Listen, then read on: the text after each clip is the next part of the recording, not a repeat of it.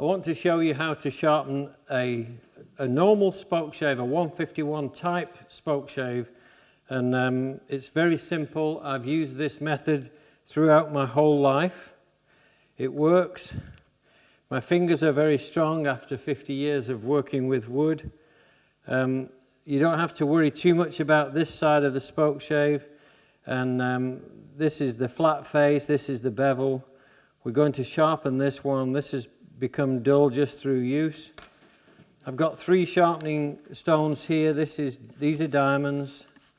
I've got coarse, medium and super fine. I'm using these because they stay flat generally, and I find that they give me good results in sharpening. So here I'm going to hold this approximately 30 degrees, 32, 27, 25, it wouldn't really matter. Anywhere between 25 and 30 degrees will work. You don't want to go too much towards 35 because in my experience the heel gets in the way on the very narrow flat sole or round sole of a spokeshave like this. So you do have to be conscious that you don't want the heel to get in the way when you're using this spokeshave. So shoot for 30 degrees and you will not go wrong.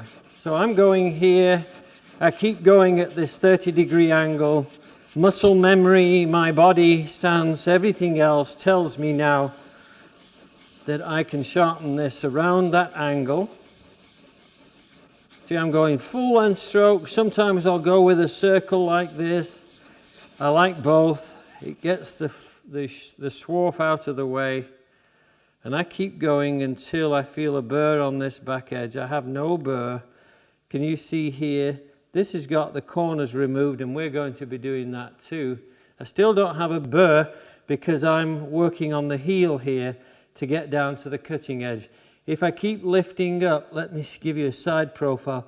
If I keep lifting up, up, up, up until I get this burr here, I end up with too much of a heel here. When it's put into the spokeshave, it protrudes past the sole and the cutting edge doesn't get to the wood. So this self-discipline of getting down to that heel, getting the heel out of the way, maybe 50 to 100 strokes on the core stone is what's needed sometimes if you've neglected this. So I keep going until I hear or feel that hit. And there I've got a burr all the way along this back edge. I'm going to lift up here, a little more squirt of water to make sure I don't clog the stone. So lift up here like this, not as much as that, about maybe no more than 1/4 of an inch, and rub, rub, rub, rub, rub, and drop, drop, drop, drop till you're on the stone. Lift up the other side. This is more to maintain that corner removal and keep that little outer corner so that when you're planing something wider than 2 inches, those corners don't dig in. Same again, exactly the same angle. You don't have to do very much on this one. Lift up the corners. So I'm on my medium, which is around 600 to 800 grit. Work on the heel as well, not just the cutting edge. Onto the 1200 grit, this super fine. Polish, polish, polish. The whole bevel, this convex camber is perfect. It gives a good strong edge. And you are done with the hard work. This face here, on this side here, drop it on the stone, rub it a couple of times. And I'm going to say this at this point. I don't treat this exactly the same as a plane. I generally don't work so much on polishing this back face out because the spokeshave is much more forgiving. 1200 will actually do, but I'm going to go onto the strop here. And I'm going to pull this on the surface like this, dragging only, with all my strength, my upper body going down as much as my fingers can tell. See, I'm staying at the same angle. I don't rock it.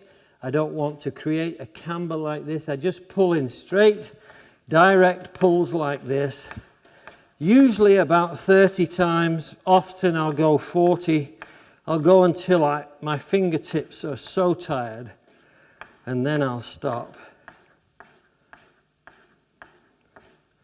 On this face here, it is fairly polished out. I just pull 2 or 3 times because this face is not really wearing on here. And this is now sharp enough to do anything I want it to do. Drop it back into the spokeshave here, onto the adjusters in here. Cinch it tight.